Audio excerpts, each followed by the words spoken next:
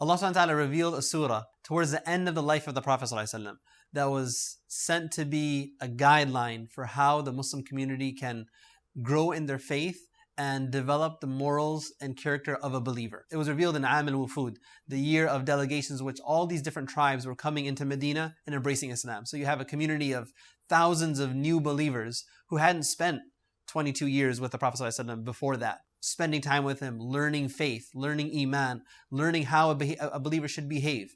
They didn't have any of that. So at the end of the life of the Prophet ﷺ, almost as like a parting gift for the ummah, a surah revealed, a blueprint on how we can develop that faith and characters that Allah wants in a believer.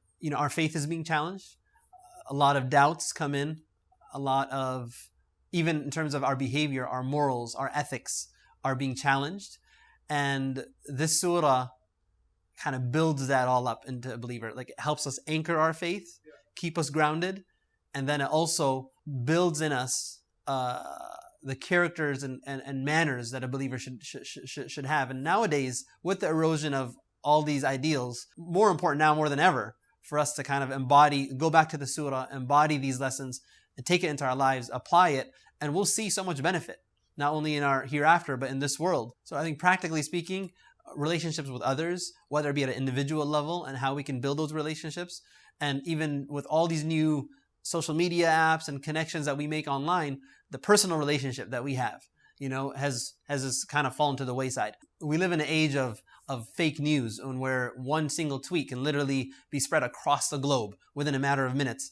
News transfers so fast, and how do we deal with that? How do we handle information when it comes to us and from questionable sources, or not questionable sources, but the information itself is questionable? How do we deal with, the age-old problem of racism and the clash of different ethnicities and languages and people of different, even faiths? How do we deal with when Muslims amongst themselves are fighting with one another? A masjid board is going at it and they're splitting up. How do we deal with communities where, on an individual level at school or on campus, where we have somebody being taken advantage of or being mocked or being ridiculed? How do we deal with a situation where families are fraying apart because of simple behaviors that we kind of have now become normalized to us, and how we behave towards one another? So these are problems that if we don't address, we as individuals, it will affect our worldly life. It'll affect our ability to have relationships with our family, with our co-workers at work, with our ability to get jobs. And then, of course, our hereafter. More importantly, our character will be the heaviest on our scale on the Day of Judgment. The Prophet, he said that, he even asked the companions, who is a bankrupt person? And they said, the one who has no dirham or no dinar, he's broke. The Prophet said, no, the one who's bankrupt is the one who comes in the Day of Judgment, but he insulted this person and took the honor of this person and stole from this person.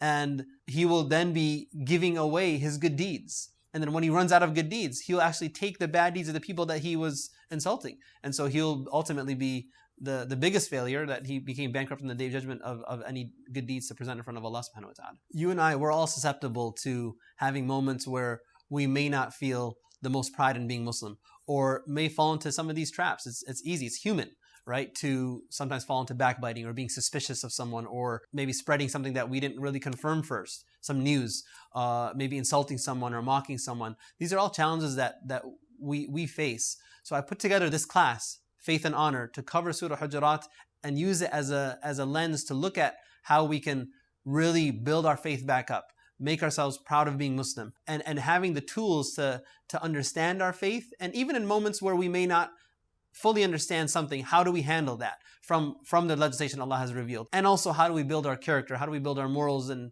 values to be one in line with what Allah subhanahu wa ta'ala wants from us? I first researched this class and prepared it teaching high school students at an Islamic school, because I felt that the surah is so important, it's so critical to the development of a Muslim, that it's like one of those foundational surahs that everybody has to study in depth.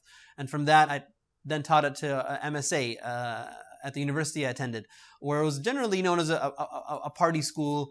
And I again felt the need for, if we want to be a presence on campus, and we want to be individually and as a collective, as a community, as a minority in the university, to have that identity, this surah was just I felt the perfect surah to build up that level of quality in a person and a community. So we're going to start with the surah itself and its placement in the Quran. It's a 49th chapter in the Quran. what's its relationship to the previous surahs, what's the relationship to the surahs that come after, and then we're going to go into the surah itself, some background about the surah, and then verse by verse. 18 verses, we're going to go through all of them, one weekend on 18 verses. So we're going in depth. We're talking about from the reasons of revelation to each verse itself, what are the lessons we can draw, and not just classical lessons per se, which we'll cover, hadith and stories that happened in those times, but also very relevant lessons to our time today, in our context today. So we're going to take classical lessons from the verses, we're going to look at hadith and statements from the scholars, but also look at how all of that applies to our context today. So in the age of social media and the news that's being spread, how do we handle that? In the age that we live in where our faith is being questioned and all these different scientific theories or whatnot are being questioned, questioning our idea of belief in a God and belief in the Prophet ﷺ as a messenger of Allah subhanahu wa ta'ala. And then also in terms of just our day-to-day interactions, be it backbiting or spying, being suspicious, insulting and mocking and calling each other by bad nicknames, and this idea of superiority of one language or one color or one ethnicity over another, and then really bringing it back down to what is it? How is it that I can honor Allah subhanahu wa ta'ala, honor the Messenger of Allah sallallahu alaihi wasallam? How can I honor other believers and all of mankind? And how, by virtue of doing all of that, can I become honored in the eyes of Allah subhanahu wa ta'ala? We've all been to halaqas before. We can all pick up a book and read a book, maybe read a tafseer book. But what sets this class apart is that we are going to go on an in-depth study of the course with hundreds of people there, inshallah ta'ala, all with the same goal, the same mindset, motivating one another, strengthening one another, with the idea of building ourselves up, establishing and anchoring our faith, and building up our character so that we can be a community that the Prophet ﷺ would be proud of. So this is going to be a live class, inshallah, coming to a city hopefully near you. And so I invite you to come and attend, be with others who are all kind of going through the same challenges, and we'll address them together and go through them together, grow from and learn from one another. And I hope to see you there at the upcoming class. Faith and honor.